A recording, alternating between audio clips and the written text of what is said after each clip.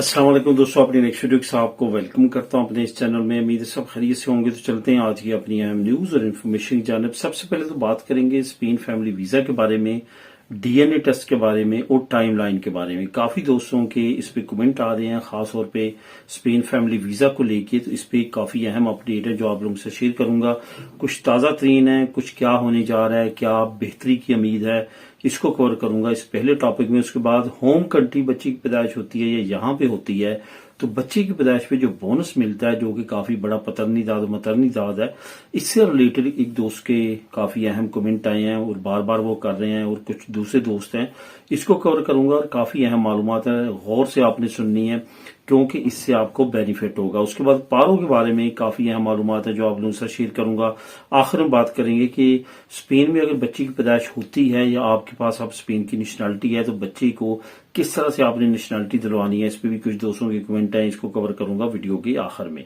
तो दोस्तों, वीडियो की डिटेल्स की तरफ जाने से पहले आपको बताता चलूं कि काफी अहम मालूमात आपने ये गौर से सुना करनी है, क्योंकि जब भी मैं इस पे जो है मालूमात आपको देता हूं तो बहुत सारे दोस्त उसी से रिलेटेड जो है कमेंट कर रहे होते हैं जो मैंने रिसेंटली वीडियोस में वो बात की होती है। एक तो आपने जो लास्ट मेरी वीडियोस होती हैं वो देख लिया करें, एक हफ्ते की, क्यों डेली वीडियो आ रही है तो उसमें आप चेक कर लिया करें जो आप पूछ रहे हैं। हो सकता है उन वीडियोस में वो मालूमात मैंने ऑलरेडी ऐड की हो, क्योंकि बार बार एक चीज जो है वो कवर नहीं हो सकती। तो दूसरी बात यह है कि लाजमी तौर पे चैनल को सब्सक्राइब करें। जो मैंने नीचे डिस्क्रिप्शन में आप लोगों के साथ लिंक शेयर किया व्हाट्सएप चैनल का, उसको जाके लाजमी तौर पे फॉलो करें। वहां पे काफी अहम अपडेट मैं शेयर करता हूं। तो सबसे पहले तो बात करते हैं स्पेन फैमिली वीजे की। इससे रिलेटेड बहुत ज्यादा कमेंट आते हैं और इससे ये अंदाजा होता है कि इस वक्त बहुत बड़ी कम्युनिटी जो है हमारी वो परेशान है वीजों को लेके। लेकिन एक चीज जो है वो फाइनल है कि ये जो वीजों का तमाम तरीकाकार इस वक्त वाजे है जो चल रहा है, ये बहुत ज्यादा लॉन्ग टर्म इस तरह नहीं चलेगा। इसको हल होना होगा, क्योंकि ये बहुत ज्यादा जो है हद तक जो है इस वक्त खराब हो चुका है और बहुत ज्यादा लोग जो है वो बड़ी तादाद में परेशान है। अगर आप इसका सीता सिस्टम देखें, यानी कि अपॉइंटमेंट सिस्टम देखें, वो परेशान कुन है। उसमें बड़ी बड़ी रिश्वतें मांगी जा रही हैं उसको देने के लिए। उसके बाद अगर वीजे के प्रोसेस का देखा जाए वो बहुत ज्यादा लेंथी है, और उसके टाइम को देखा जाए वो बहुत लंबे अरसे तक चलता है, जो कि काफी लंबे लंबे अरसे तक चल चल के लोगों को 2-2 साल तक जो है वेट करना पड़ रहा है।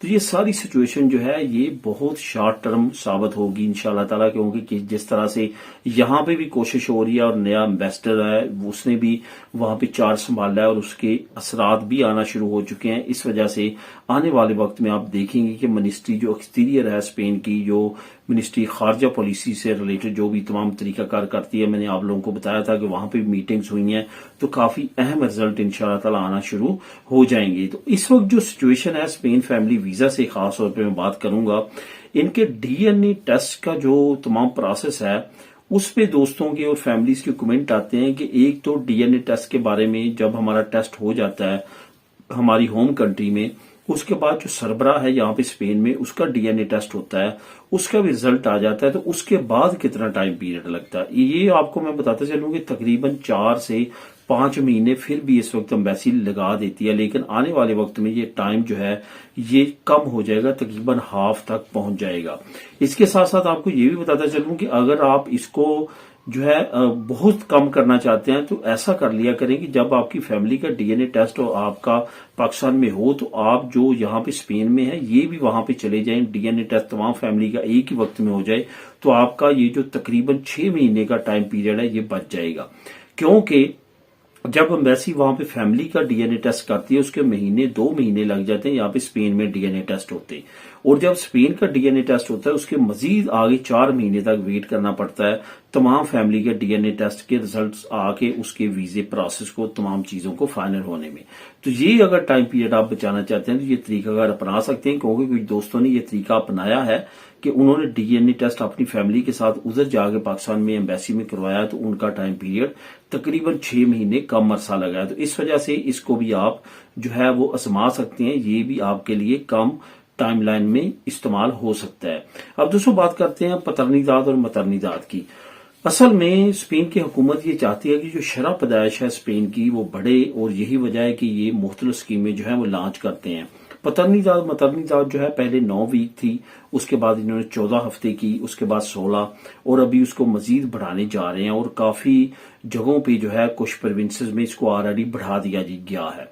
तो ये पतरनी जात क्या है? पतरनी जात ये है कि जब आपकी बच्ची की पैदाइश होती है, वालिद या वालदा अगर काम कर रहे हैं तो उनको जो है वो 16 हफ्ते तक जो है वो छुट्टी मिलेगी बमई तनख्वाह।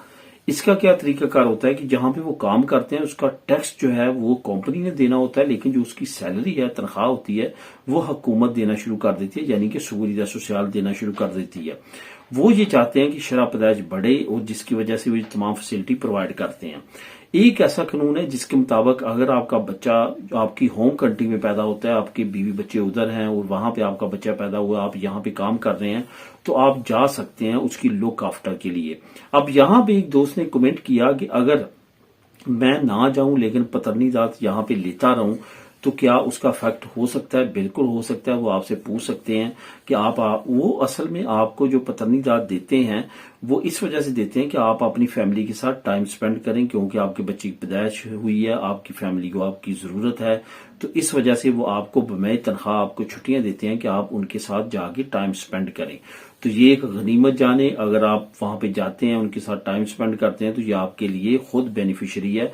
कोई भी इस तरह का इलीगल वे इस्तेमाल ना करें जो कल को आपके लिए प्रॉब्लम बने। कल को हो सकता है ये आपको कहीं तमाम पतरनी जात वापस करो और आने वाले वक्त में भी आपके लिए कोई भी बोनस या कोई भी पतरनी जात, कोई भी इस तरह का कानून लागू नहीं होगा, तो फिर आपके लिए मसले मसाइल बढ़ेंगे। इस वजह से कोई भी इस तरह की नेगेटिविटी में आपने नहीं जाना, बल्कि इन कवानीन से आपने फायदा उठाना है। तो अब दोस्तों बात करते हैं कि पारो के बारे में कुछ अहम मालूमात हैं जो आप लोगों से शेयर करूंगा। काफी दोस्तों की तरफ से कुछ क्वेश्चंस किए गए हैं जो कि मैं समझता हूं कि काफी अहम क्वेश्चन है जो आप लोगों से शेयर करूंगा। एक तो ये कि जब आप पारो लगवाते हैं, ये तो आपको पता है कि काम आपने छोड़ना है। अगर आपकी कंपनी ने, आपने नहीं छोड़ना, आपकी कंपनी ने आपको निकाला होगा तो फिर ही आपकी पारो लगेगी। अगर आपने ये शो कर दिया, यानी कि बाखा वॉलंटारिया दे दिया, उसको बोलते हैं बाखा वॉलंटारिया, यानी कि आपने काम छोड़ा है, आपकी कंपनी ने आपको काम से नहीं निकाला या आपके एम्प्लॉयर ने आपको काम से नहीं निकाला, तो फिर आपकी पारो नहीं लगाते वो।